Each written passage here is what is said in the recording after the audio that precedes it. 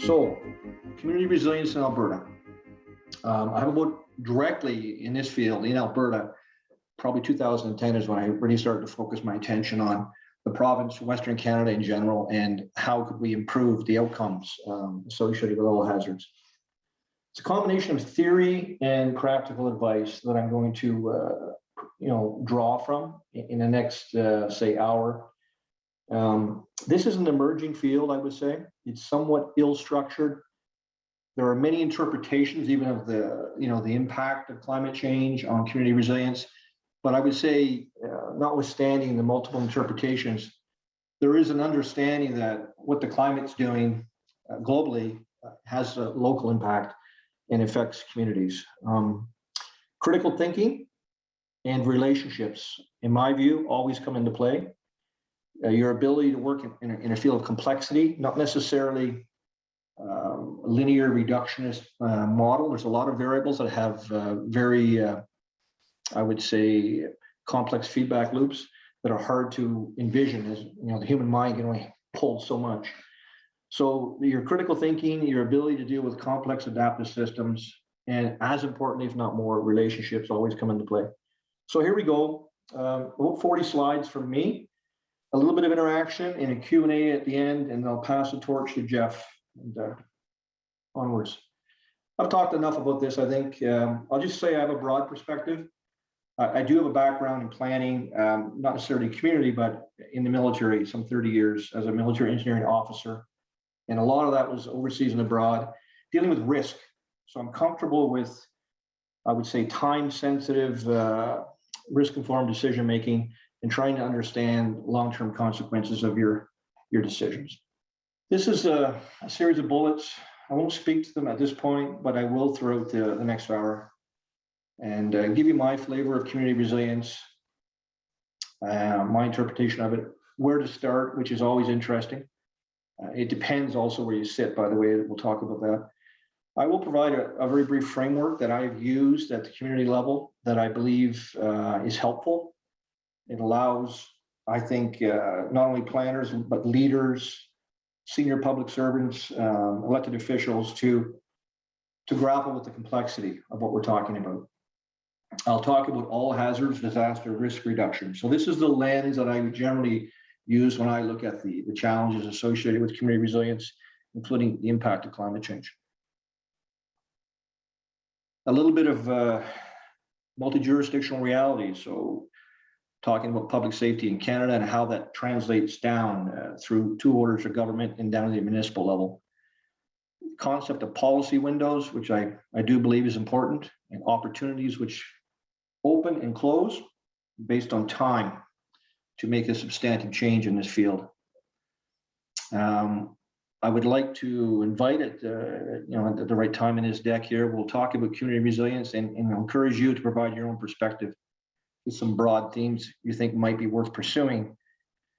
And then my perspective on the community level, what matters, and some key messages, some takeaways, hopefully that will help you, whether you're a municipal planner, a provincial policy developer, whether you're a leader in your own right, dealing with these issues, you're a budgeteer with financial pressures, just some ideas that hopefully will stick with you and let you navigate this complexity. So we'd like to get an idea of what you think the increase in disaster costs for Alberta for the period of 2010 to 2016 is as a percentage. Okay, so Dana, what have we got? What's our correct answer here? We have 5 very clever people here. I'll give you my source. So we'll go to the far right of the poll. Auditor General Doug Wiley. This is my attribution. So in the fall of 2020, he did some number crunching. He found that disaster costs increased by over 2,500% to approximately a figure of around $9 billion. And the government incurred an estimated $2.3 billion from 2010 to 2016. The federal government, through the DFAA, the disaster financial assistance arrangements, will reimburse Alberta for about $1.4 billion of that eligible expense. So a very significant increase. And not unsurprising. If I was to put up another diagram to show the actual events that occurred, and just to recall some of the things that happened in that period, we certainly had a Slave Lake wildland urban interface fire. We had massive flooding in southern Alberta in 2013. Then we had, at the time, and arguably still the most costly disaster in Canadian history, the Horse River wildfire in 2016. And all interspersed with that, there were smaller events that did matter, from hailstorms to crop damage, et cetera. So it's a growth industry, and I don't say that with a smile on my face. So it's good to know that business as usual probably is not the right approach. Okay, does it matter? I think it does. I think the federal government believes it matters, and I would also argue, the government of Alberta is tracking this quite closely. This is an extract from the Edmonton Sun, and it's meant to highlight a recent policy shift within Alberta in the world of emergency management. But frankly, what it applies to is the consequences, the financial liabilities associated with eligible disasters for a disaster recovery program. So traditionally, Alberta is very generous, in my experience, when you compare them to other territories and provinces in Canada. They didn't have a cap necessarily. At times, they have contemplated and allowed for buyouts at fairly high rates. And there was no frequency. If you were eligible for a disaster recovery program in 1 year, you might be the year after if another event occurred that was uninsurable and extraordinary. So some of that's coming to a close, as you can see on this slide, and that already has. So this is a risk transfer down to the municipalities, and ultimately, because they're not covering these, down to the individuals. And it's meant to really address the amount of risk associated with the forward-looking liability for these events. What is community resilience? And there's multiple definitions, I acknowledge that. But here's a simple one that I think we can wrap our heads around. This comes out of the United Nations. It's their disaster risk reduction model. I believe it was a 2017 publication that when they first started exposing this thinking. It's been picked up, variations of it, by Public Safety Canada and other jurisdictions in Canada. I think just several points I'd highlight when you read this definition. It's scalable. So you can decide, as a planner or as a leader, who, where, and what comprises a community.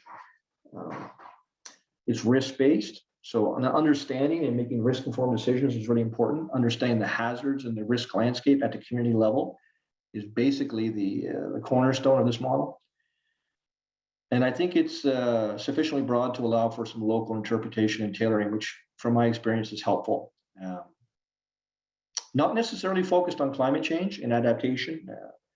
And I admit that right up front. It does, I think, lead the reader to a broader systems thinking approach from an all hazards perspective, and understanding what, as you layer that on climate change, what does that mean in a forward-looking sense? Not confined to the built environment, much broader than that.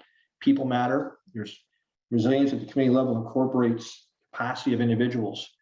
It also incorporates concepts around governance and decision-making and, the natural environment. And all of that should be considered, as well as the economic impact. I will also say it can be very difficult to measure this, both baseline and changes over time. There are a couple of models that we've used in our consultations to help communities baseline where they're at. I would say they're a work in progress, but they do allow you to think all hazards, the broad risk landscape, and then to prioritize which of those hazards you want to focus on. I will just draw a couple of extracts out here from Public Safety Canada. They've got an interesting read. It's called Emergency Management Strategy for Canada Toward a Resilient 2030. So it's a public-facing document, and I believe I put it on the last page for attribution in the link to it. What it does say, and what I want to draw out of that is it's relatively dynamic. Resilience has a dynamic quality to it. It's based on the whole system. So if you want to just think about one or two components of resilience, you probably won't understand the ultimate system resilience. So you do want to lift your head up and try and avoid being too reductionist in your thinking. So it's an attribute of the community as a whole. I used the word complex adaptive system earlier. I think they use complex integrated system, Public Safety Canada. But it's also tied into the strengths and capabilities at the community level in that system to withstand, absorb the impacts that they may actually face. So think systems, think relationships, dependencies between parts of a whole when you think about resilience, and try and keep a broad perspective. So having, put a couple of big figures out there and hopefully alerted people that this is not going away in terms of a reality that we're facing, and climate change is probably in many cases going to exacerbate what was already a difficult issue, something very complex. What do you do? Where do you start thinking about it? And how do you start to understand how you can improve the outcomes? So 4 bullets, they seem real simple, but there's a lot in them. Fundamentally, systems thinking has a lot of merit when you think about community resilience. And I should say that reductionism in itself is a really strong tool. So reductionism and analytical abilities are kind of the hallmark of most engineering disciplines and science in general. And when I talk about reductionism, just for simplicity, as a child, we're given a toy. What we often do is the child would take apart the toy and look at the individual components. Like you think about a Lego car, they pull it apart and they look at all these individual components and how they connect to one another. And then they try to reassemble the toy. And over time, they can do that with many things. And in many ways, that's the hallmark of reductionism. But in so doing, you want to be careful. You may fully understand the components and be able to take it apart and put it back together. But it may not give you, from a systems perspective, the knowledge to understand why that object exists. What is its fundamental purpose? So it sounds philosophical, but it's really important at the community level. As you start to rebuild, strengthen, increase community resilience, you really need to understand why you're doing it. And what's the long-term outcome at the community level you're trying to achieve? So understanding why something exists, whether it's a component of a transportation system, or what the community's purpose is, if you can land on that, you can start to do a lot if you have the purpose defined. You can start to do a lot of things simultaneously that will ultimately support the long-term vision of the community, okay? So I talked about reductionism, I touched on systems thinking, the brackets on hard and soft. If you want to go deeper into it, you can, but when you think about soft systems, just recognize that means that people are involved. It's not a pure mechanical play. Soft systems, a guy named Peter Checklin created the concept, and it's very different than operational research around hard systems thinking. And why it's different is the basic concepts, the biases and irrationalities that are inherent in humans starts to come into play. So you can't avoid that.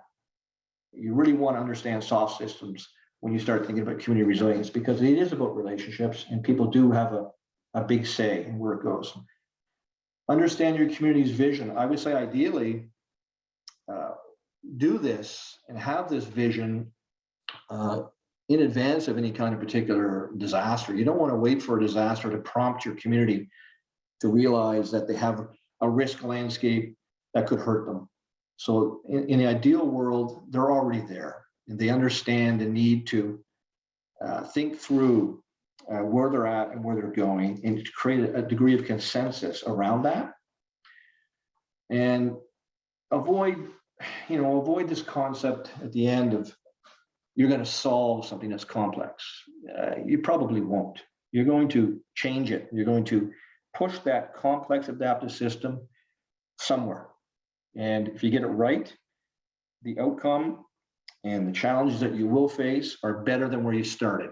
And it's an iterative process. You push it once, you try a number of different initiatives, and you assess whether you like the outcomes.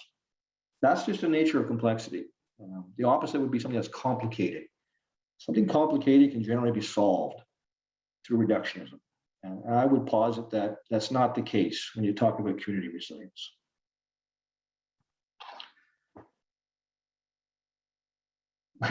Why is this so hard? That's a good one.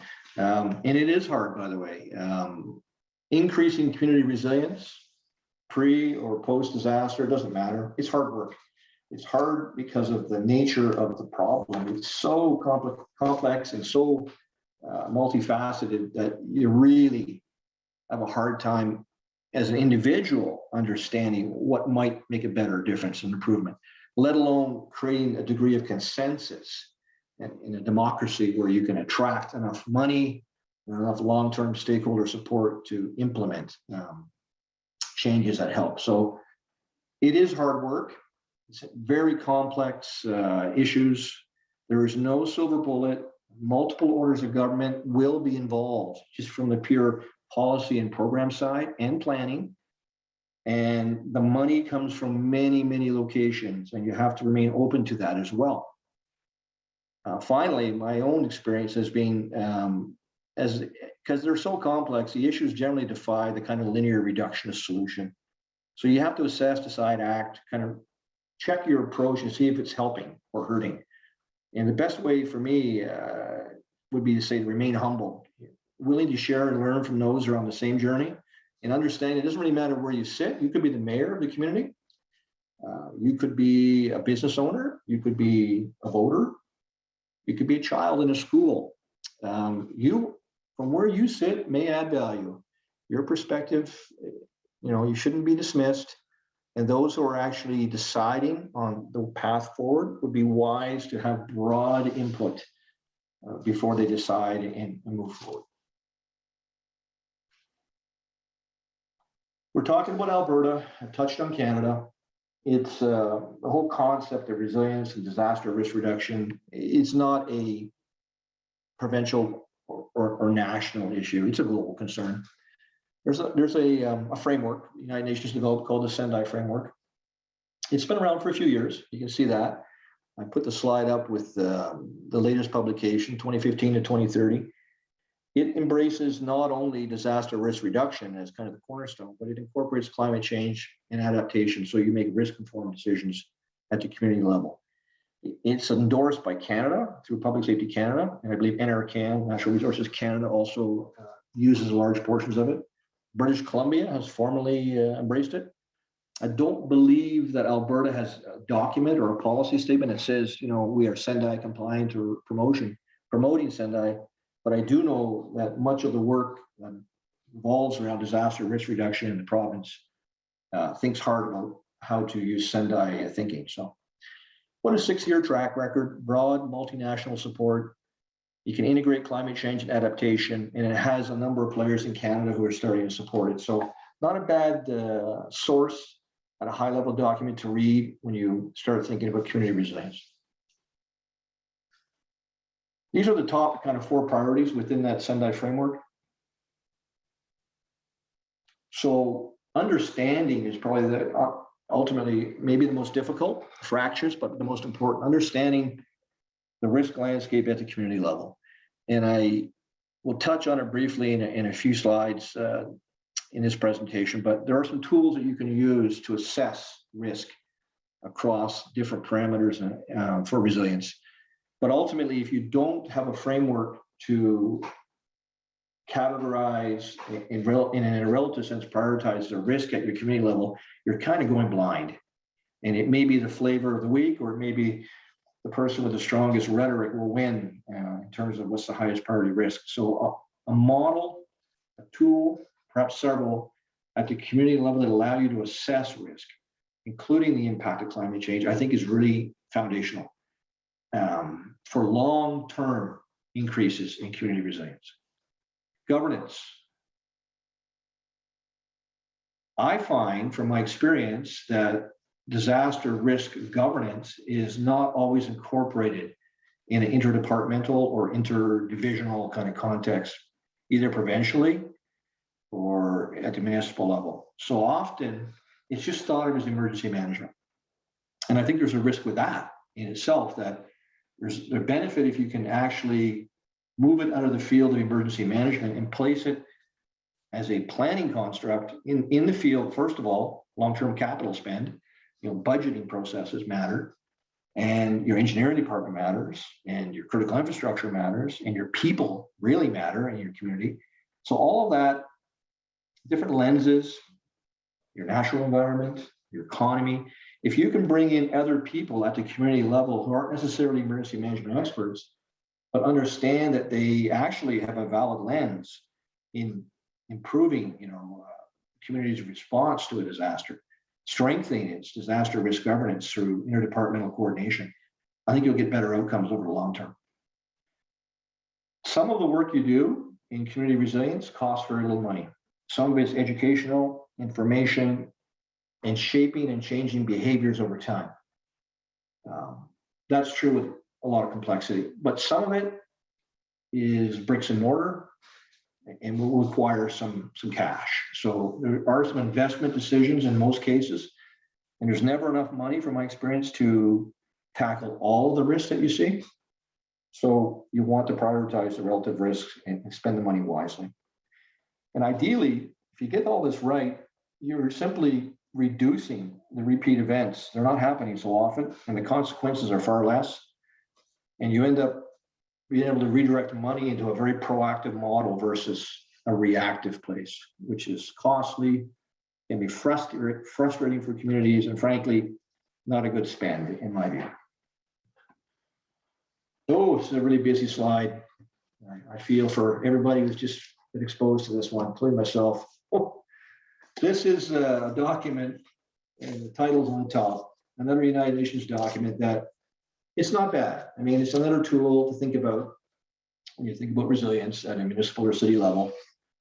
It just forces you to start thinking broadly, a little bit of informatics.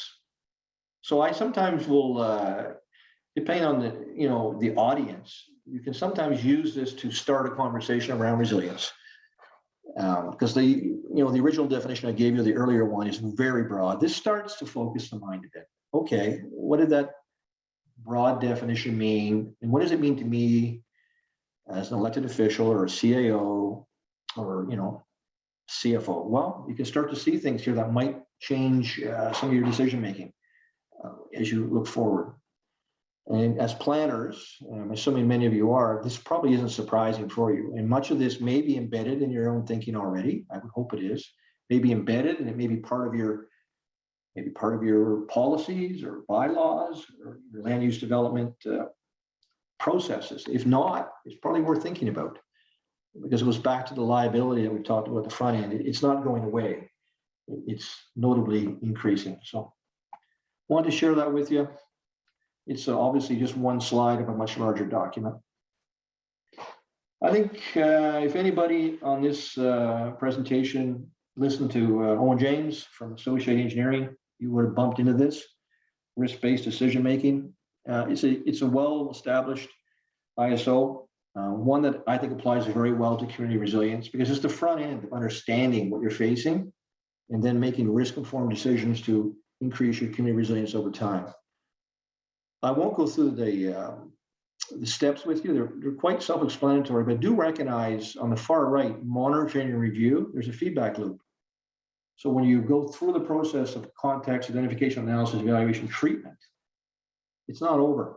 You need to understand it's an iterative process. Did the treatment help? Did it lower your residual risk to a level that's acceptable to the community? So 5.6 on the slide is actually a fairly important step. And ideally, what you're trying to do is embed this type of thinking into your governance model at the community level when you think about resilience. And I just say that openly. I believe that's the takeaway. If you can have key decision makers, including elected officials, comfortable with a model like this and able to incorporate it into their policies and how they think and spend and lead, I believe over time, your community will benefit. It will have increased resilience.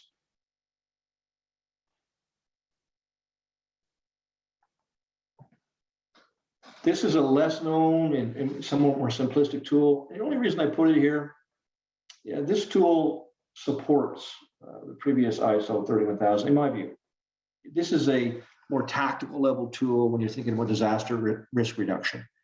But what it does do is it allows primarily public servants, in my view, people who are budgeting and pursuing objectives in a financial context, to spend money wisely.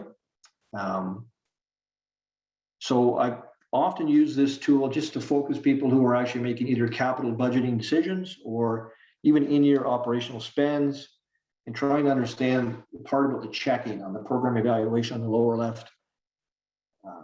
We often do things in the context of government. We think about program management and planning, we implement something. Sometimes we fall down on the program evaluation. We don't actually have the metrics either in place, or we don't find the time to go back and test what did we actually achieve, the check, relative to what we were trying to do. So again, it's circular, it has a feedback loop of metrics and program evaluation. And what I would say, sometimes it's okay in the world of community resilience to start something and then to stop it, because it's not helping. It's not decreasing residual risk. The original thinking didn't come to fruition. And you'll only know that if you're actually going back and testing through some metrics and evaluating what you're trying to achieve. So it's okay to stop something, or certainly to modify it if it's not achieving the desired objectives. And I think it's probably worth remembering that as policymakers and as planners as you go forward. Okay.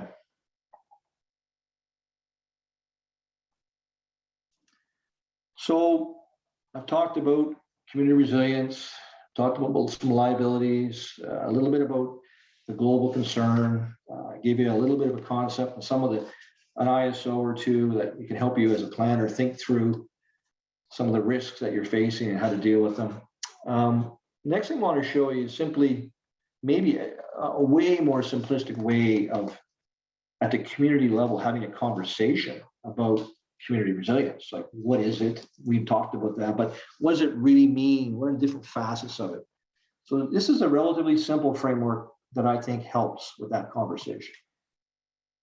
So there are 4 key, I would call them domains, like environmental domains here, that collectively shape or influence a community's level of resilience. So the built environment is probably the most, from the engineering perspective, probably the most simplistic and comfortable. But it may not be the most impactful, frankly. But how you build, the codes that you use, where you build, the types of material you use, and the actual safety codes that are in place, they all matter. And if you're thinking long term, you're trying to project with climate change changes to the risk landscape and the location where you're building, and whether or not the types of material you're using will withstand your design, your design criteria. Will they actually last as long as you want and withstand the risks that they're going to face? That's pretty straightforward. And there's PIBC. There's a number of very granular tools in the technical engineering world that allow assessment of a community and allow you also to provide advice on forward-looking resilience decisions.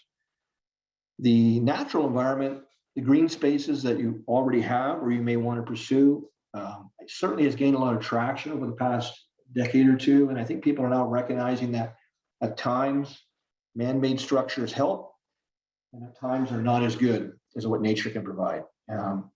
And you need to have that conversation and that ability to assess whether a natural environmental solution isn't better for a particular community.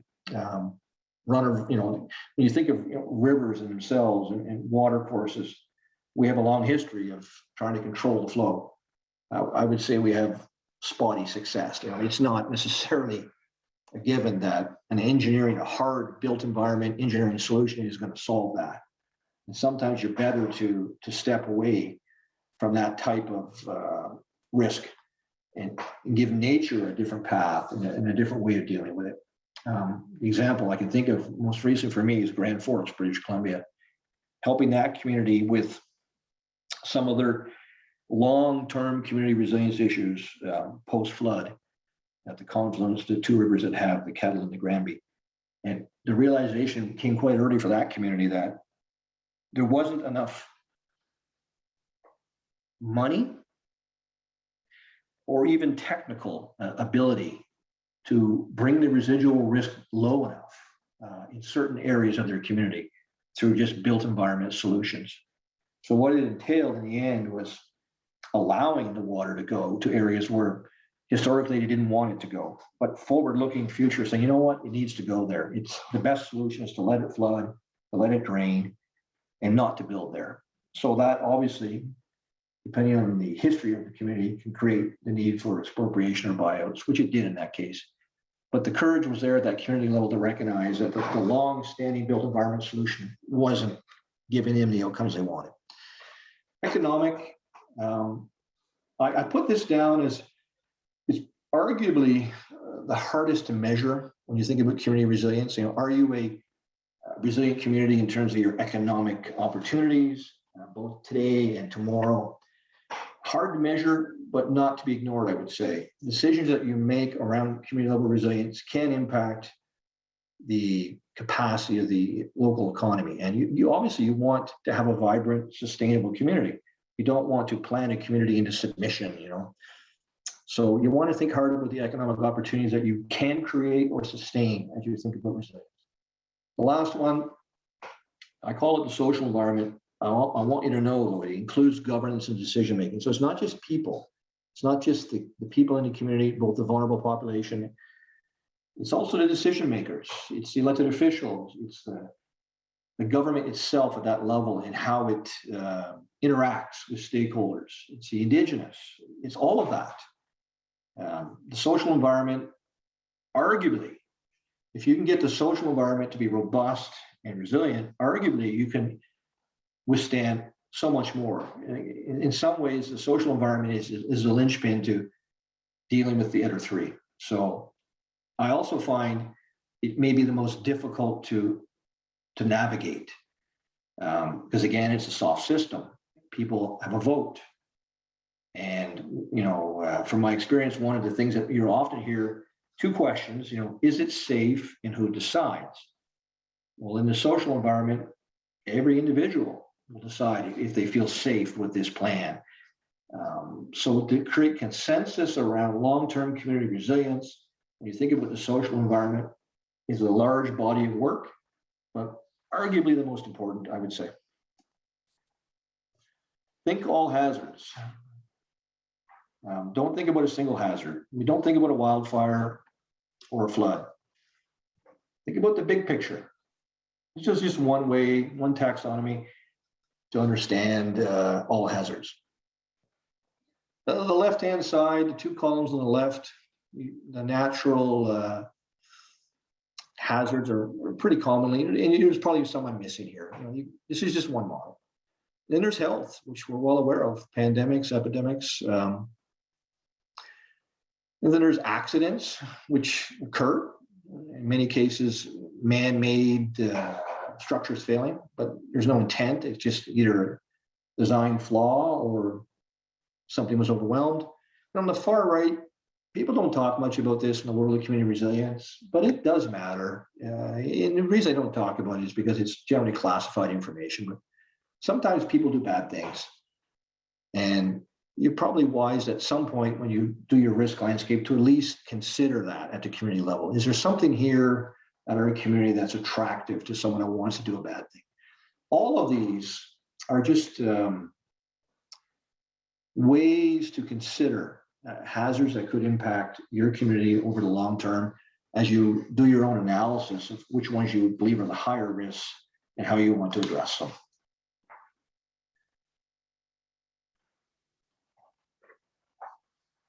So we talked about all hazards, and here I am now showing you a single hazard, floods, overland flooding.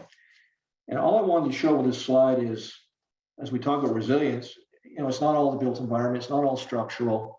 There's a lot of non-structural choices that fall in the world of mitigating risk and actually decreasing residual risk. So treatments that can create increased resilience. So don't be stuck in the world of the built environment and structural solutions. Do think about risk treatments as selecting one or more options, to modify the risk, and then deciding whether the residual risk level after you apply them is tolerable. And if not, you can go back and do it again, okay? So ISO 31000 would support this type of thinking. And climate change, in my view, will not necessarily be controlled at the community level. I mean, it's linked to global variables. We all know that. But I think you need to understand, to the best of your ability, what is the impact of climate change at the community level. So downscaling, and I expect Jeff will talk to a certain degree about some of that. Multi-jurisdictional challenges and realities. I apologize, I don't really know who I'm talking to. So I don't know where you're from, whether you're a provincial employee, federal, citizen, private sector, municipal. But I would say it doesn't really matter that much. We're all in this.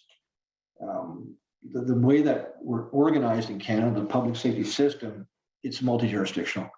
So you don't get too far, even at the federal level, solving all of these problems unless you have support from the province.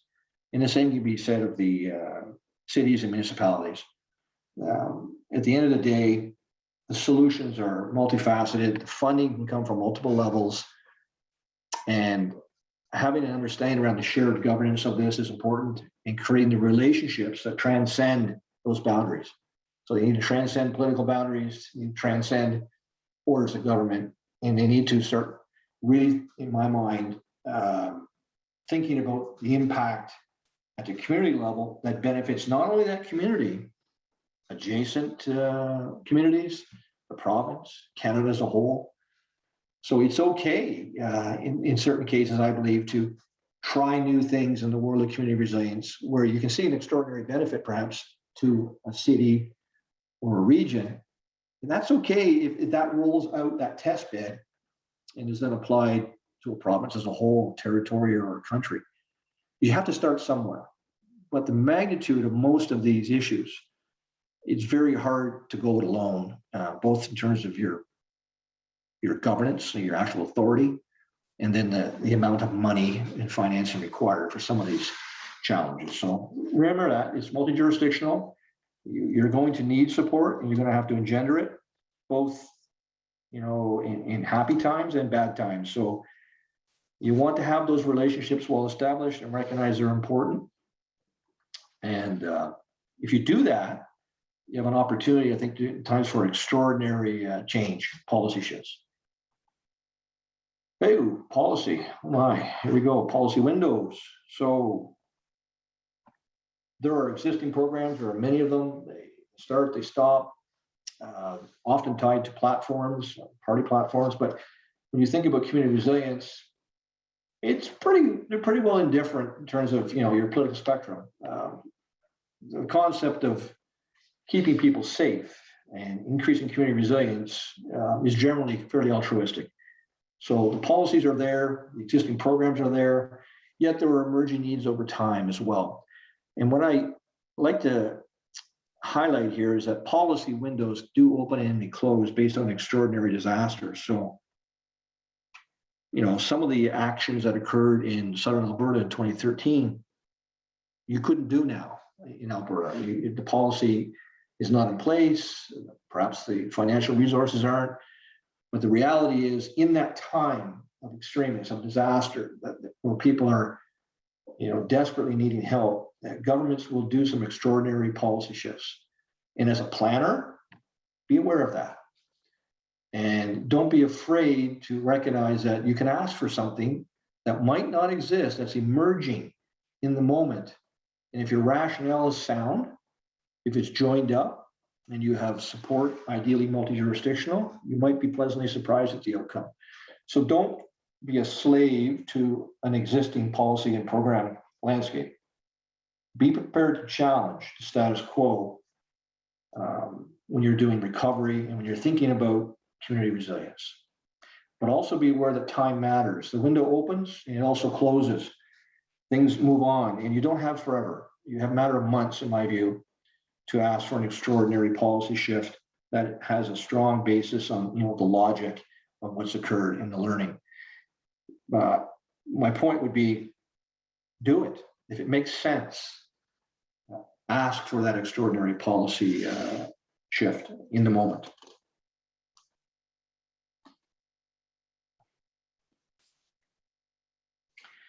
Just a reminder, how to frame it. That's one way. Whenever you're doing, certainly in a reactive model, if you're being purely reactive and it's post-disaster, you don't want to rebuild the same way. You really don't. You want to have a lower residual risk against those hazards that matter at the community level in the four environments that we've talked about. So just remember that. And also knowing it is one thing. Achieving it is another, and it can be quite hard because you're giving advice. You're not actually deciding. You're giving advice to decision makers on how to increase the resilience over time, decrease residual risk, and it has to be given to them in a manner where they can accept it, they see the long-term benefit, and they buy into it. So, but ultimately, it generally won't happen unless somebody is pushing it at the ground level and has thought through the opportunity and what it would provide for that community. Governance, always interesting. Here's some takeaways. When I say interdepartmental, it doesn't matter whether you work for a city, a province, country. The Westminster parliamentary system, I know a little bit about it. It has some real strengths, but it has a couple of weaknesses. It tends to silo. It's a legislative-based government. It acts drive what a minister has purview over and what departments are concerned about and look at and how they budget. But I would say the strength of making sure that that the law is upheld is clearly part of that system. But the weakness would be when you have something that's complex and extends across multiple areas, like community resilience, you don't have the Minister of Community Resilience in our system. It doesn't exist. You have that responsibility and that opportunity spread across multiple departments. And it's true at the city level, it's true at the municipal and provincial and federal. So to truly move the yardstick, you're going to need to collaborate. You're going to need to find allies in those other departments that have a piece of the solution. So remember that, and don't be afraid to build the relationships in advance and talk about community resilience and what you could bring to the table, what someone else could for the betterment of the whole. Multiple lenses, we talked about that. Not just your one lens on the built environment. You're generally talking about long-term budgeting decisions, and capital spend is often the conversation, but not always. And sometimes, if you get it right in the governance model, you embed the process. So if you come up with novel ideas and policy shifts and solutions that truly move this, the tragedy would be it happens once and doesn't get embedded within the government in the decision making moving forward. So one of the ways to think about increasing community resilience is strengthening the governance model. So if you truly have had a number of victories at a community level that have increased resilience, you want to be so bold as to embed them within job descriptions, within actual policies, within how budgets are formed and how people think and who they talk to. So the test would be, it won't matter after the next election. It won't matter when that deputy ADM director, senior manager leaves. It doesn't matter at all, because it's part of their job to think that way. It's part of their job, the next hire, to promote the same vision. So that's what I mean by embedding processes and leaving something behind that might be a legacy that's stronger than many things you see. Wow, I've been talking forever. Here we go. It's your opportunity to think. So this on the left, you've seen it, ISO 31000-18. I just threw it up there as a disaster risk kind of management process. And there are some little, there's some acronyms in there that you probably haven't been exposed to. CM, consequence management, hazard risk vulnerability analysis. These are some of the tools that you can use to explore the risk landscape at the community level. And there are disaster resilience scorecards that you can actually use and assess in a proactive manner. And there is a historical database in Canada for disasters, which might inform your thinking on what could occur. Then there's a talk about risk treatments, which I think is quite important, in particular the strategies. If you look at the avoid, mitigate, transfer, accept, those are important to understand in the cyclical process, that feedback loop. What I've done here is I've shown you, the ISO in a nutshell on the left, and then two big arrows, just to kind of prime your thinking: risk treatment, options analysis, land use planning, and development process. What I haven't shown you is how I think, what would that translate to at the community level? And I may not show you, but I do have a model that takes that ISO, takes all of the stuff we've been talking about now for like 45 minutes and creates a template for leaders to consider and what might be different at their community level and better in terms of instilling increased community resilience. So rather than me tell you, I think there's a lot of wisdom in the crowd. I've always believed that the wisdom of the crowd it's a good book, by the way. A guy named Shoreki wrote it. It's worth having other people think about ideas collectively and then offering their opinion.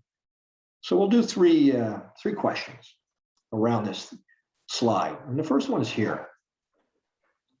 And I'm going to let Sarah take over. That sounds good. Thanks, Dana. So I'm sharing my screen showing the mentee poll. So it's the same question that Dana is asking on his slide. It's just a way for us to see what your thoughts are. So we're wondering, how do we gain broad community support to increase community resilience?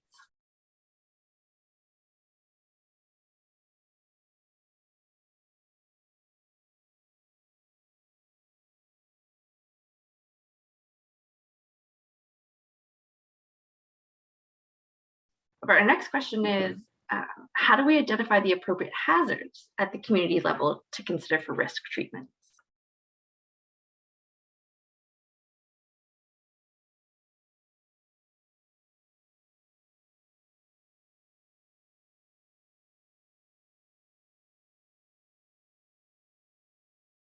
But we'd like to know, how do we influence budgeting over the long term at the community level to increase community resilience?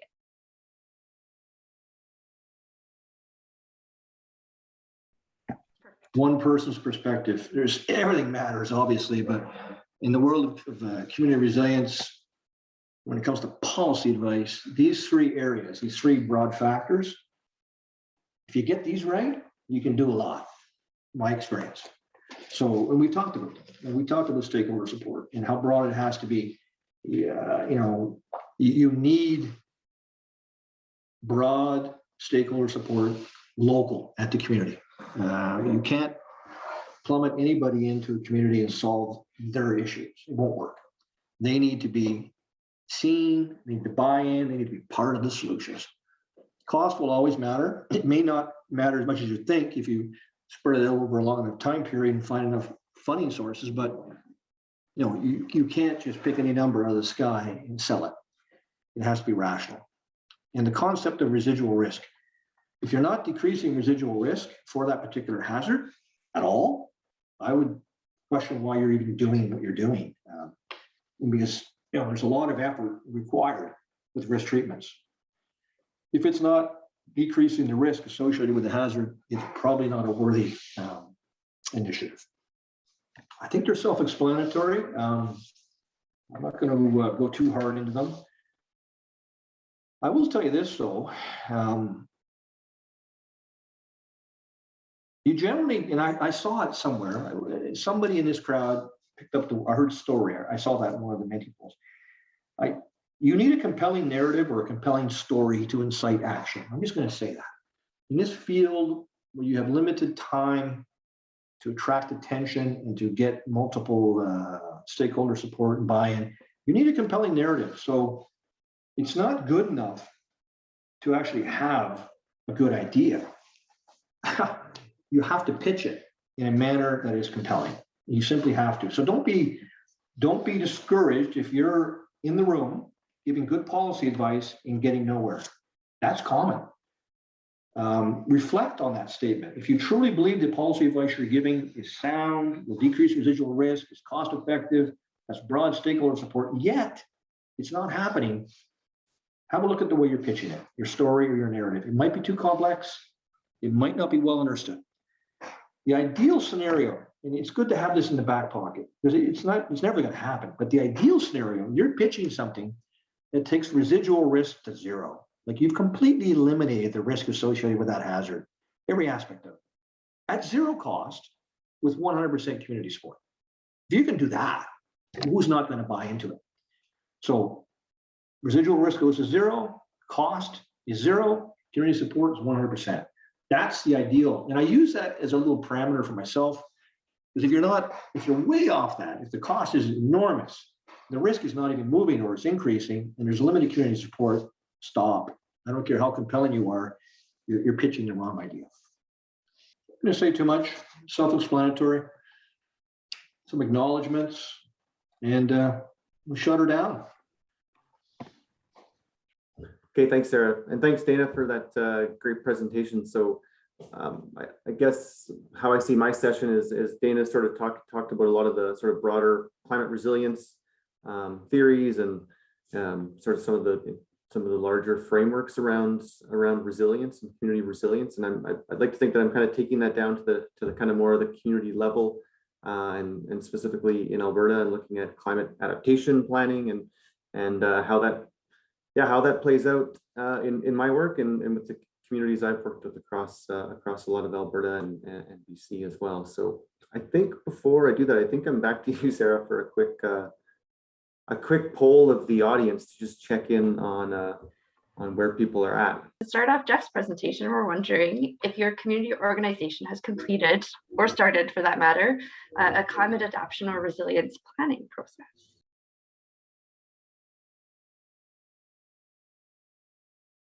If not, why not?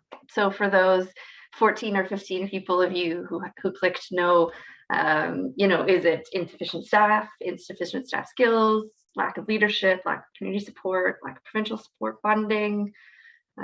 Other issues are perhaps more important.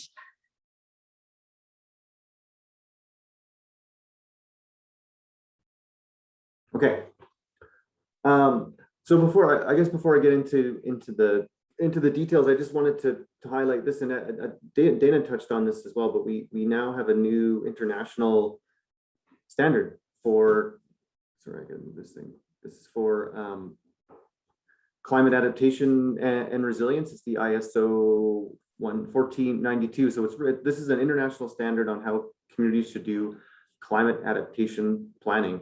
And it's a great resource. I think one of the challenges with it, of course, though, is that it is quite high level. So I think Dana talked a lot, and I know if you went to the risk assessment session, you would have heard about the ISO 31000, which is a risk management guideline, which is really the guideline that as climate adaptation practitioners we used to follow. And now we've got this new standard that's about climate adaptation planning for communities and local governments. But again, it's not prescriptive, right? It's a really high level standard. It gives you some terms and some definitions and some principles. Talks about roles and responsibilities, and essentially tells you that you should do a risk and vulnerability assessment, and you should identify some actions, and gives you a bit of guidance on how to do that. But it's certainly not prescriptive in terms of exactly how you're going to go about doing that in your community. So to better understand the actual planning process, you're going to need to look to other sources. And I've sort of been tracking these for over a decade now, all these different climate adaptation planning guidebooks, and there's literally hundreds of them. I've got a folder on my computer with over 100 climate adaptation planning guidebooks from all over the world. There's just a few of them on the screen here, but all of these community adaptation planning guides will tell you some sort of process that you're going to go through in your community to try to assess risk, prioritize risks, and develop a climate adaptation plan. So a couple to note here in the bottom left, I don't know if you probably can't see my cursor, but in the bottom left there's one called Changing Climate Changing Communities. That's from ICLEI Canada, and that's probably one of the more popular guidebooks around. I believe there's about 24, last time I checked, 24 cities across Canada that are using that as a framework to do a climate adaptation planning process. And then just up and right of that is one called Climate Resilience Express, which actually is one that I was involved in developing, and I'll sort of be talking mostly about the approach that we employ with Climate Resilience Express. So it's that little icon in the bottom there. So how we approach, or how I kind of like to frame a climate adaptation planning process is in this 4-step framework here. So it starts by we're kind of getting started and defining the context, and then moves through these 4 phases of assessing risk and vulnerability, developing an action plan, and implementing your action plan. So I'm going to talk through each of these in a little bit of detail and just kind of give you a sense of what that whole process looks like. So as you can see there, phase 1 is kind of getting started. So it's defining your scope, determining if and how you want to engage stakeholders and the public, and doing some work planning and looking at climate trends and projections in your community. So I'm going to go talk a little bit about the approach. And so I guess, yeah, before I do, there's a variety of options when you're doing a climate adaptation or resilience planning process. And I just put this this graphic on here that shows sort of like from a simple to a standard to a more complex process. And as you go from simple to complex, how you sort of increasing time, budget, and effort. And I've worked with a variety of communities across Canada, ranging from towns of 100 people to the city of Edmonton and Calgary. And typically, if I'm working with a smaller community, we have a simpler process, and there's limited staff time, and there's limited resources available to do a complex process versus working, if you're a larger city or a town, you might want to do a more detailed assessment. You might want to do some more detailed community and stakeholder engagement. And so, of course, that's just showing that there's options in the process, and I'll talk a little bit more about what some of those options are. So this slide's showing the organizational scope you can choose when you're doing a climate adaptation plan. And on the top there, it's showing the sort of community-wide scope, which is typical, the typical scope of a planning process, right? So under a community-wide scope, you're looking at sort of assessing climate change risk and doing an action plan that applies to all the homes and buildings and infrastructure and in your community, all of the services that your local government provides, your economy, your ecosystem, the public health and well-being of residents. So that's a typical that's a typical climate adaptation planning process scope that we would look community-wide to figure out how climate change is going to affect your community. But I have also worked with other cities, and they decide that they want to only look at their corporate assets and services and their operations. So in that case, you're kind of looking more specifically at like parks and buildings and your own infrastructure and your own services. And not that you're ignoring some of the health issues and ecosystem and local economy, but you're really focusing your assessment on what the corporation itself, the municipality, has control over. And then down on the bottom left there is you can also decide that you want to do a climate resilience plan or an adaptation plan for a specific building or a facility or even a neighborhood within your community. It just sort of depends on what you want to do. And then the last scope option here, which I don't have on the slide, but it's you can also choose to do a plan based on a specific theme or a sector, such as like public health or the local environment or your economy. And that's there's certainly quite a few communities across Alberta and the prairies that have just sort of looked specifically at for example, food security and what does climate change mean for food security in our community. And so the process I'm going to show you can be applied to any of those different types of organizational scopes. And then another aspect of the kind of getting started is looking at climate trends and projections. And I know there was a whole session on climate science, so I won't get into this in detail, but I just wanted to highlight the Climate Atlas of Canada, which is just a phenomenal resource for finding climate information. I was just sort of thinking about when I started doing climate adaptation planning about 15 years ago, we would literally go into communities and tell them that the latest IPCC report said that the global climate was going to increase by 2 degrees Celsius by the 2050s, and people sort of looked at us like, well, what does that mean for us, right? But we now have this tool where you can go to any community in Canada, you can click on that community, and you can get a whole list of detailed climate change projections for that community. So I just on the screen there, that's just an example of Whitecourt, Alberta, showing how for that specific variable, which is the projected change in like the number of plus 30 days that you're going to get in a year. So historically, they get about 2 of those per year, and the projection out to the future, to the 2060s timeframe, under the sort of the RCP 8.5, which is sort of a business as usual climate projection, is that they're going to get about 19 of those days above 30 in the future. And I imagine they got quite a few of those days this year with the heat wave. So okay, so that's sort of some. I didn't. There's also options about, as I said, there's options in the scoping process about stakeholder engagement and how you want to engage stakeholders and the general public in your process. So really, phase 1 is about scoping out your process, getting started, and kind of deciding how you want to go about doing the planning process. So then going into phase 2 is the kind of part of the main meat of the planning process, which is around understanding vulnerabilities and kind of conducting a more detailed risk assessment. And Dana talked about that a lot in terms of the ISO 31000 approach, which is really a risk management, a risk assessment, risk management approach that is equally kind of applied in the context of community climate adaptation planning. So primarily when we work with communities or in the work that I do, we primarily are focused on, we use a risk-based approach, and it's an approach that looks at the likelihood and consequence of different risks happening, but there's also a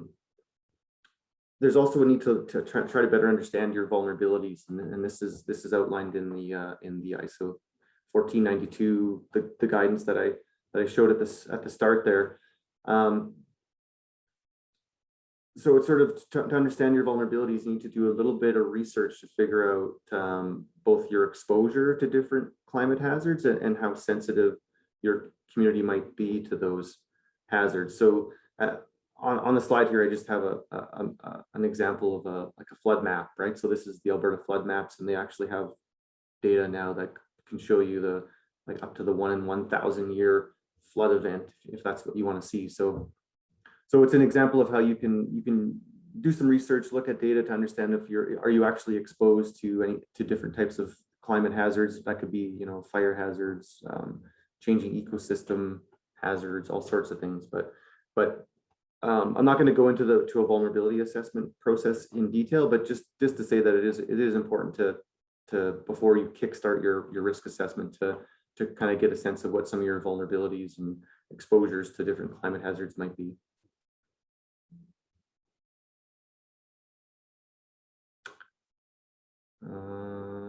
Okay. So then this is sort of the first stage in the risk assessment process, on identifying risks and opportunities, and this is kind of how climate change risk assessment differs from a standard kind of hazard-based approach, more something along the lines of what Dana was showing, is that the whole process starts with looking at climate changes and climate projections for your community. So you can see on the left-hand side, there's sort of hotter, drier summers, less extreme cold. We're gonna have more precipitation in the fall, more extreme rainfall events, less snow, more intense storms, increased drought risk. And so those changes are potentially leading directly to some impacts on your community. So that's that sort of impacts where that talks about hail and flooding and water supply shortages. And those impacts can also affect you indirectly, right, through changes in the environment, right? So those climate changes are leading to things like reduced soil moisture, longer growing seasons, shifting ecosystems, changes in wetlands and stream flows. And so the key there is that impact box is really where you want to focus in terms of trying to understand how your community will be affected by those climate changes.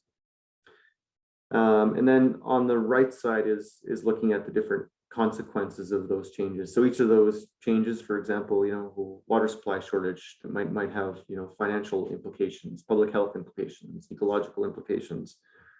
And so typically when we do this with a community or with stakeholders, we're often sitting around tables and we're brainstorming this linkage, right? We're looking at climate changes and potential environmental changes and trying to understand, well, what does that mean for an impact on your community, and what might some of the consequences be for your community going forward.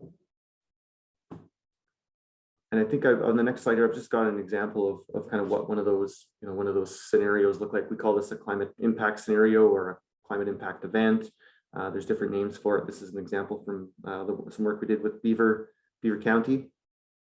So we just looking at this change of more hotter days and more extreme heat, and their big impact they were worried about was increased risk of heat stress on some of their vulnerable populations, and so they went through a process of brainstorming what some of the consequences might be, like reducing people's quality of life and increasing illness and mortality, and also increasing cost to the municipality to support those residents that were affected by heat stress. So that's an example of an impact scenario, and that's when we get into actually assessing risk, we're really assessing the risk of that scenario happening.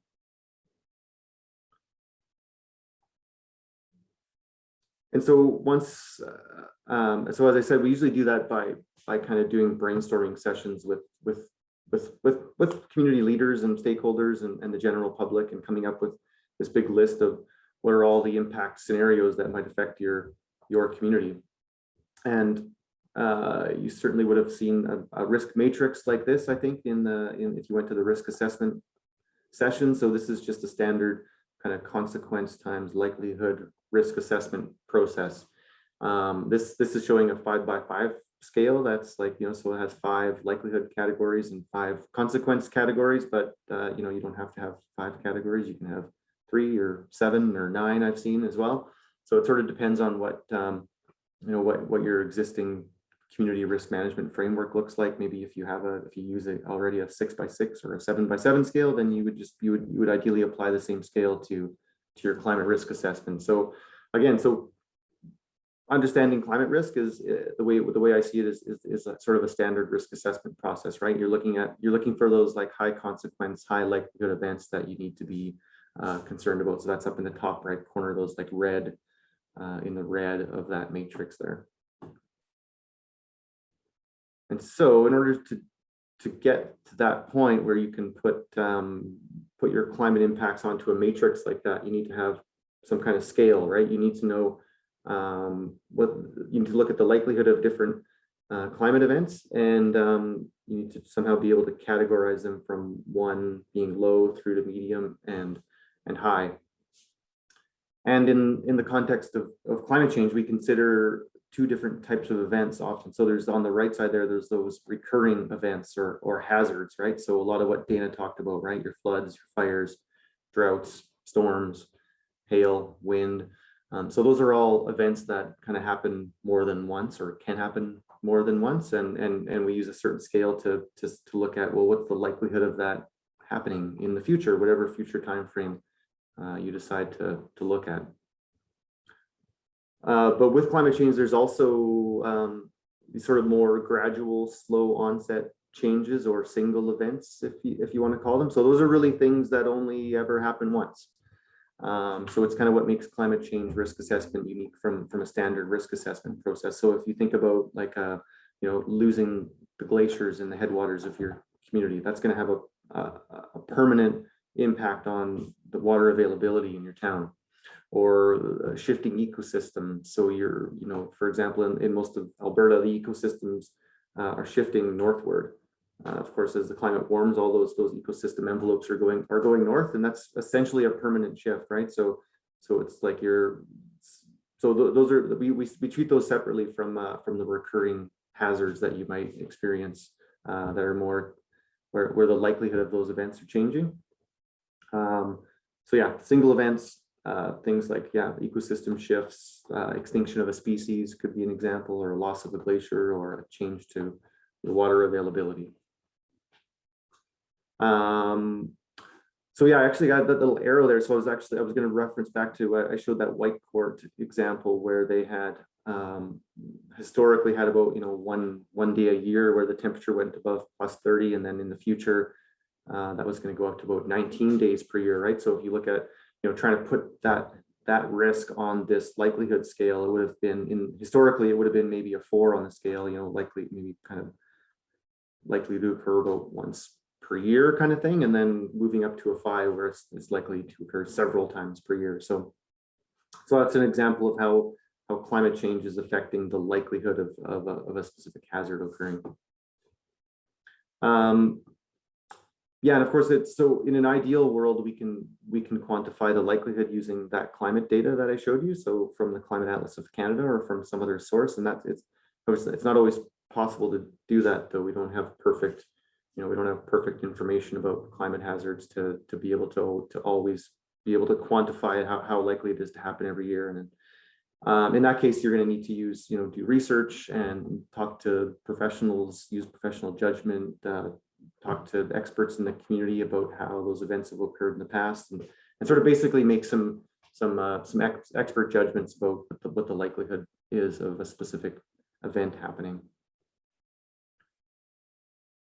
And then on the other side of the scale is the consequences. So if you have a specific impact scenario, and you've determined what the likelihood is, and then in order to fit it on that matrix, you need to know what the consequence is as well. And we have a variety of different categories there. You can see I've just put in some examples for you. Like I was just showing what a 1 on the consequence scale might be versus a 5. So you can see it's broken out into on the one side there, like negligible impacts on health and safety and quality of life, minimal impacts on the economy, insignificant environmental disruptions, and slight damage to property infrastructure, and sort of negligible impacts on vulnerable groups and on existing disparities and inequalities. So that's kind of, that last one's sort of a fairly new kind of category that we're using a lot more with communities as there's just a greater concern about inequality and disparities and vulnerable populations. So then you contrast that with what a 5 on the scale might look like, right? So that's, some sort of impact scenario or event that's going to either maybe lead to some bunch of serious injuries or fatalities, some long-term impacts on businesses and economic sectors in your community, maybe some widespread irreversible damage to the environment or damage to property and infrastructure, and many vulnerable groups significantly affected, and sort of going to increase inequalities within your community. So those are just examples of how you might develop a consequence scale, and you would have to take all of your impact scenarios and sort of determine where they fit on that scale. And one way we've done that, especially with COVID and lack of not being able to meet face to face, is we use some sort of voting system, and this works really well when you're even if you're face to face. Actually, this works really well where sort of like what we're doing today with the mentee meter, right? I could do the same thing with trying to figure out what the consequences of a climate risk might be for a community, right? So if you were looking at that example from that Beaver County had about extreme heat and heat stress on vulnerable populations. So I can get a group of community stakeholders in the room, and they all have different perspectives, right? Maybe some of them are elected officials, and some of them are work at the hospital, and some of them might have experience dealing with buildings or assets in the community. And I'm going to ask this question of like, well, how significant are the consequences of that heat wave in your community? And on the left side there, and this has happened often when we get into our when we do risk assessment work with communities, there's sort of, you get people to do a little vote, and there's some people think it's like a moderate, or sorry, a minor risk, and other people think it's a major risk, and then you have a discussion, right? And so some of the experts in the room will speak up and say, oh, well, we had experience with this 3 years ago or 5 years ago, and maybe the consequences were pretty minor, and someone else will pitch in with what they think, and we almost always reach consensus or get closer to consensus through discussion of what the consequences are of specific climate impacts on the community. So it's really a great resource and a great tool. There's dozens of different online like software tools you can use to do this kind of assessment. And so, of course, the end result here is something like this, right? This is a risk matrix, just an example of what a climate risk assessment result might look like for a community, where you determined on the bottom scale what the likelihood is of some of these events happening, and then on the left side there what some of the consequences might be, and then you put them on the matrix, and you can see that in the red there, well, those end up becoming your kind of higher priority risks. So the red ones would be like kind of your high risks. The middle ones would be your kind of medium risks, and the green ones would be kind of your lower risks. And the reason we're doing this, of course, or the reason you do risk assessment overall, is because you don't have unlimited resources, right? We all have constraints on budgets and time, and we can't address everything. So this is the whole reason we do risk assessment, is to figure out what our priorities are and where we should put our resources. So what this leads to is some sort of a decision framework, right? Where those high risks basically say, like, well, those are we need adaptation actions right now that must be part of our action plan. And you could say, oh, well, the medium ones are ones where we could develop some actions if we find some some low cost or some no regret options that are easy to implement today. And then the low ones are ones where, these ones at this point, these aren't a significant concern for our community, so we don't need to do anything at this point other than just kind of monitor and consider them when we go through our future reviews and iterations of the process.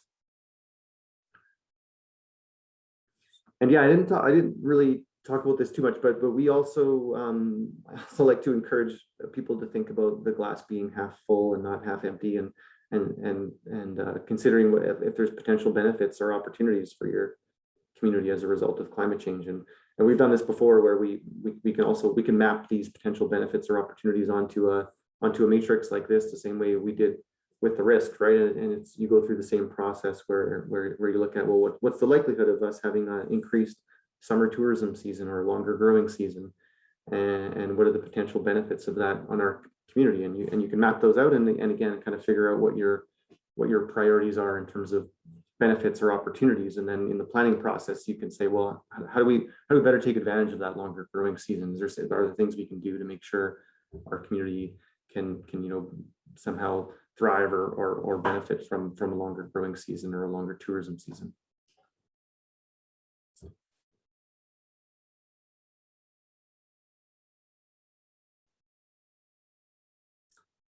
So I also wanted to talk a little bit about another approach you can do. So as you'll have seen with that last risk assessment approach I talked about, there's really it's a qualitative or we call it a semi-quantitative approach to risk assessment. So you are doing some quantification in terms of looking at the 1 to 5 scale for likelihood and consequence, but you're not really actually quantifying anything per se, but it is possible, of course, to do a much more quantitative risk assessment, and this is likely something that's it's quite intensive and like time consuming and resource intensive process, and it's probably not something that you're going to do if you're a smaller community or a small organization. It's something that probably only larger organizations would have the capacity to do. And this is an example of a process we did with the city of Edmonton, where they wanted us to basically like quantify in dollar terms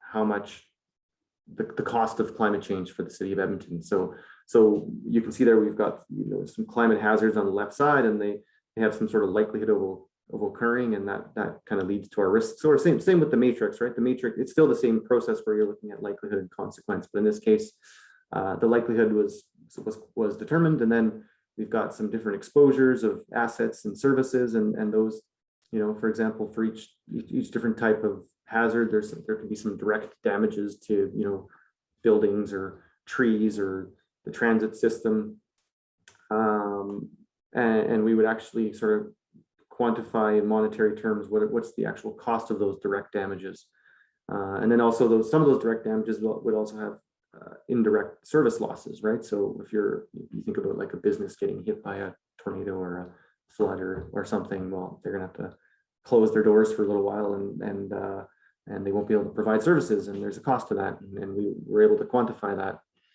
And then there's also direct service losses. So you think about, I think the good example is sort of like the road being flooded out like that, right? Where you have disruptions to your transportation network, and you can't access your supplies, or you can't access your markets, and that's got a direct service loss.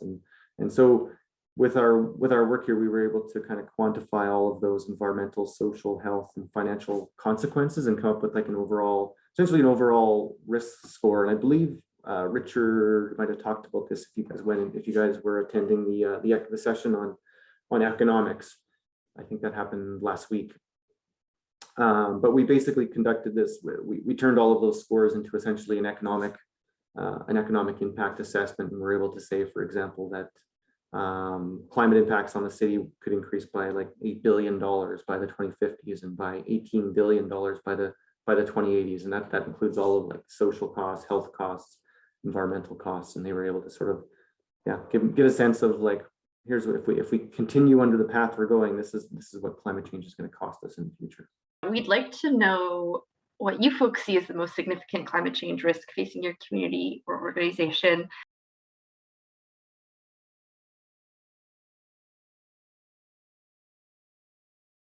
So for the folks who have joined us today, which areas, sectors, or systems do you think are and will be most affected by climate changes in your communities?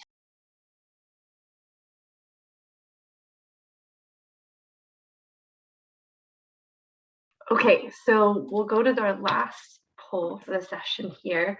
What do you see as the most significant climate change benefits for Alberta communities?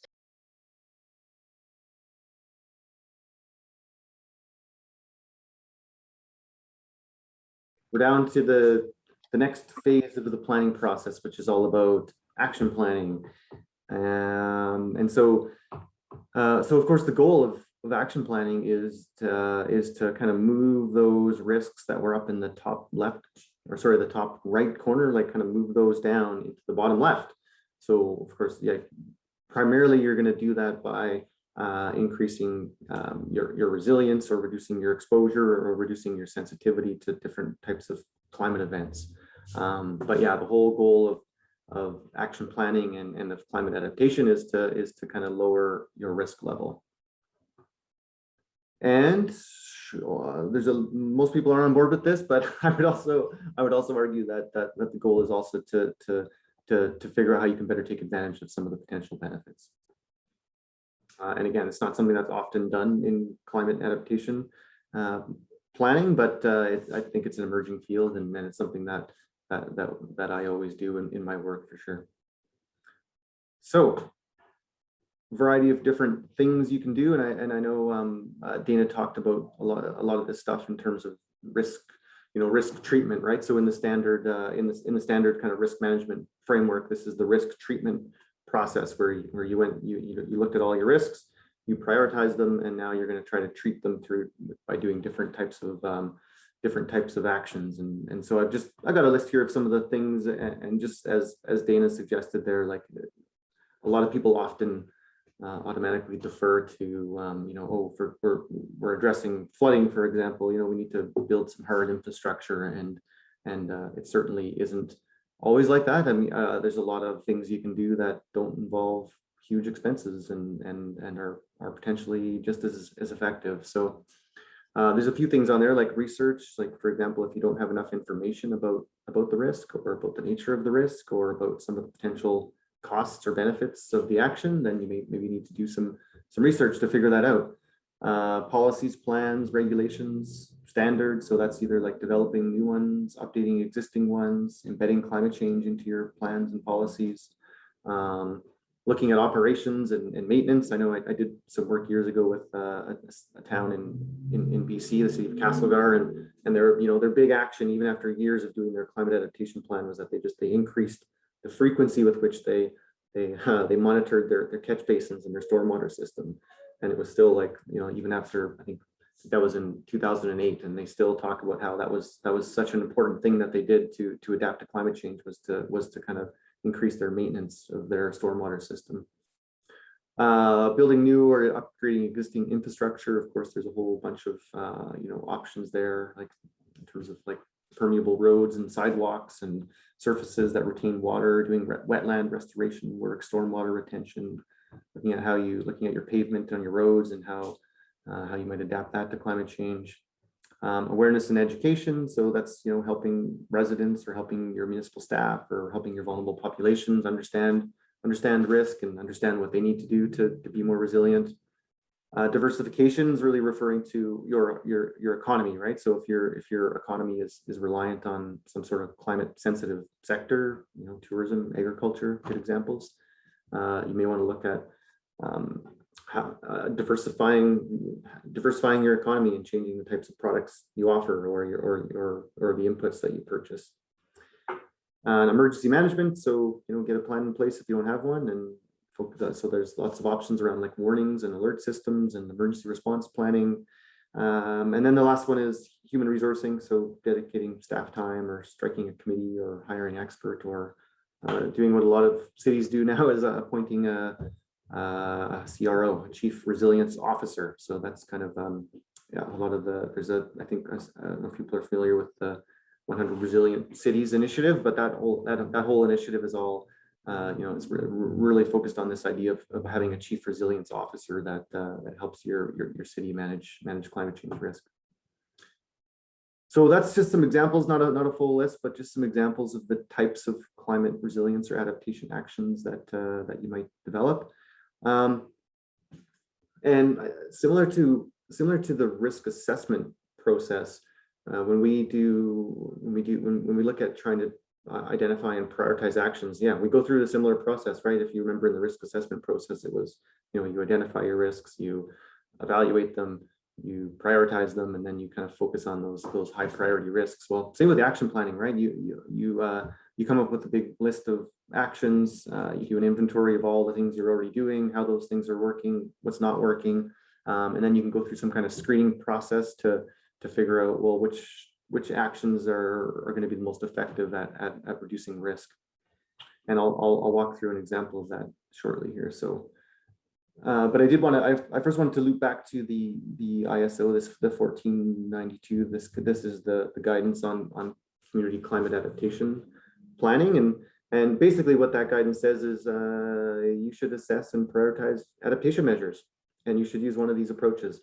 And these are all like fairly complex approaches, right? So cost benefit analysis, cost effectiveness, multi-criteria, there's like real options analysis, adaptation pathways, SWOT analysis. I mean, these are fairly complicated assessment processes or they can be for sure, that are likely or potentially kind of beyond the resources and capacity of most smaller communities for sure.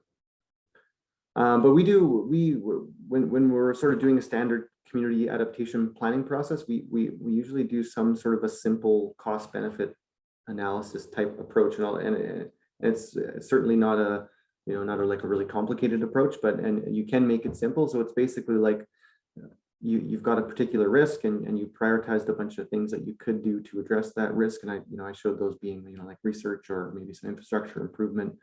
And so if you've got that big list of potential actions, what you can do is similar to the risk assessment, right? You can look at, well, what are all the different costs of those actions or of that action?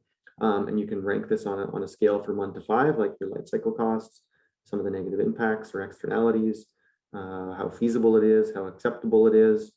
And you come up with essentially like a cost score. And then on the benefit side, same thing. Like, what are the potential benefits of implementing this action? How effective is it going to be at reducing risk? How much, like, are there going to be other savings involved with implementing it? Are there some mitigation co-benefits like GHG reduction or other co-benefits, which I'll talk to in a little bit?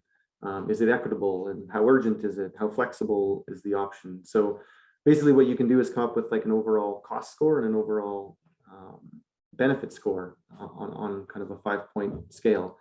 And then you can put it in a framework like this one, where up in the green there is anything, so your sort of your cost benefit ratio, right? So anything that any of those actions that score above 1 up in the green are the ones that have greater benefits, and anything that scores below 1 are ones where the costs outweigh the benefits.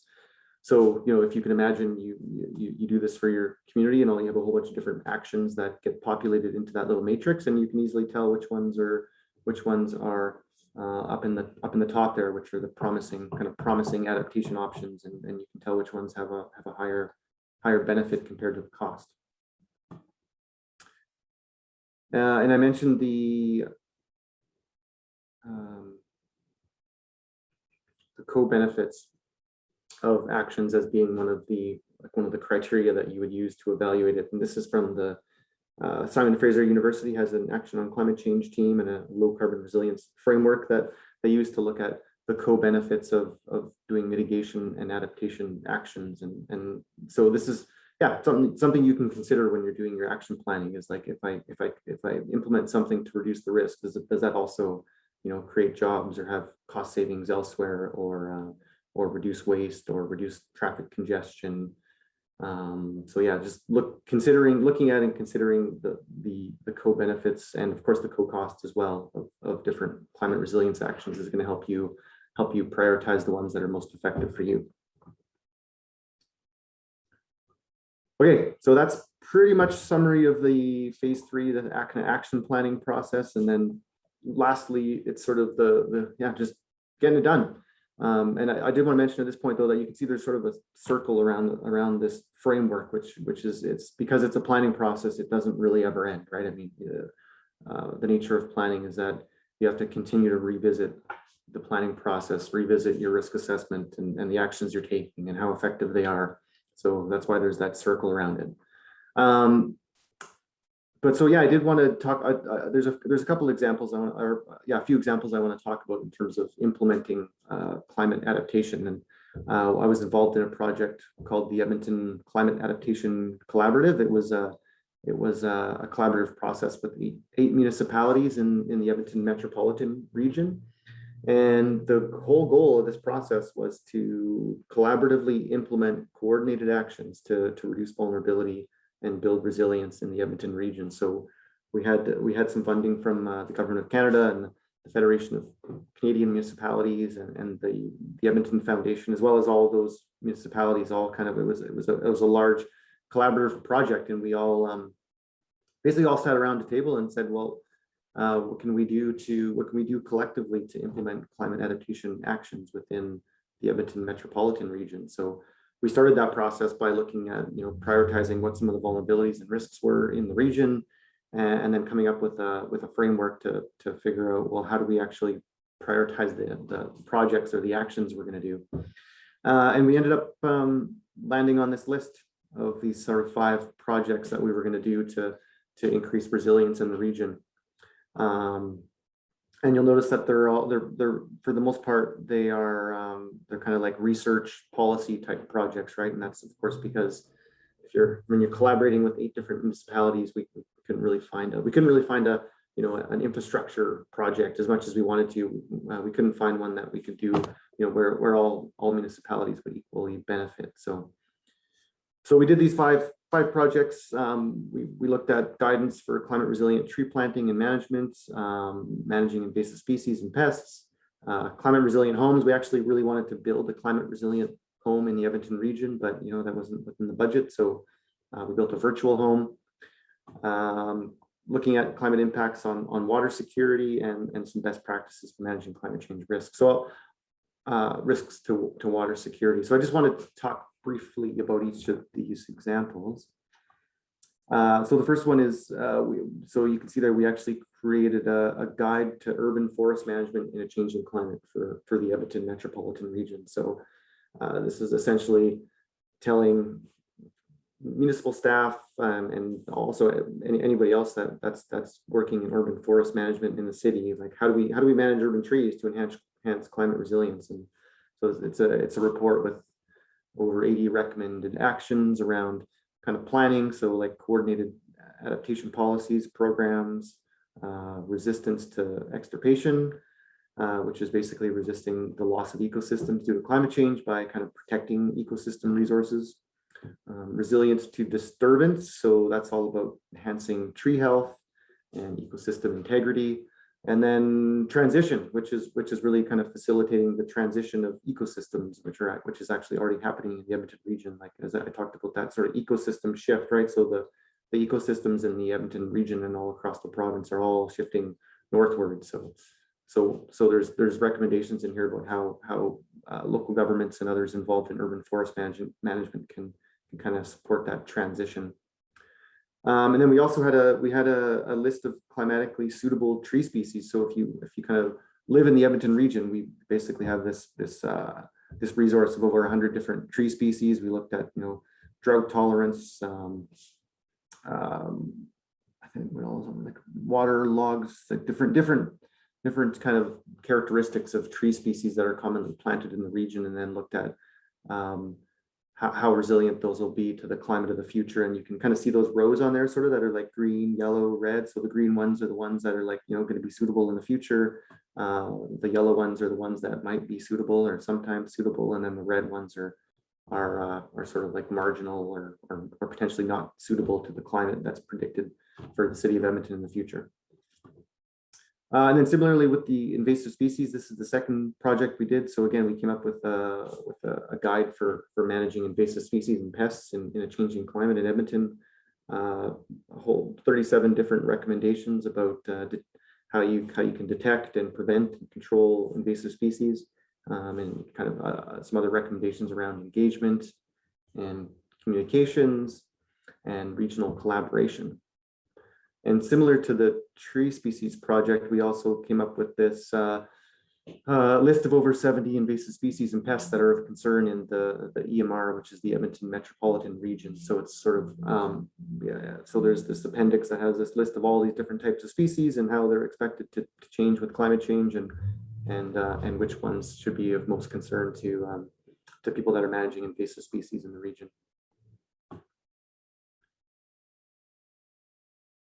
So and then the third project, as I said, was we really wanted to build a climate resilient house, and we didn't quite have the resources to do it. So we built a virtual climate resilient home as sort of a demonstration project, and you can go check it out. It's at climateresilienthome.ca, and it's essentially what it is a model of a house, and there's an interior and an exterior, and you can click on different features of it, and it'll give you design recommendations. For example, like on the exterior of your house, there's fire resistant roofing materials and impact resistant windows to withstand hail, and landscaping and water management practices that you can do to be more resilient to climate change. And then same on the interior, right? It's like proper insulation to protect against extreme heat, and installing backwater valves to prevent flooding and water infiltration. Also having things like an emergency preparedness kit in your house. So that's another one. So yeah, I'd encourage you to go to climateresilienthome.ca and have a look. And also a little sidebar and a plug for some work we did with the city of Calgary. So the city of Calgary actually liked that climate resilient home so much that they wanted to build one themselves, and they created the climate ready home guide, which you can access on the city of Calgary website, and it basically takes the climate resilient home information and puts it onto a web page that's accessible for residents that want to increase the resilience of their home. And then the two last projects we did were around water security and water management best practices. So we first hired some researchers to basically do a meta-analysis for us and tell us what do we currently know about the impacts of climate change on water security in the region. and they came up with sort of this synthesis report, which was, a really like technical document about water availability. This was actually done by Dr. Dave Sachin, who I think was presented the climate science session here. So he was involved in basically compiling a bunch of information about changes to stream flow, like we're going to have earlier peak flows, and we're going to have higher flows in winter and lower flows in the summer. Changes in water quality, so higher concentrations of turbidity and color and nutrients and algae. Changes in water use and water demand in the future, and then impacts to operations and the structural integrity of water infrastructure.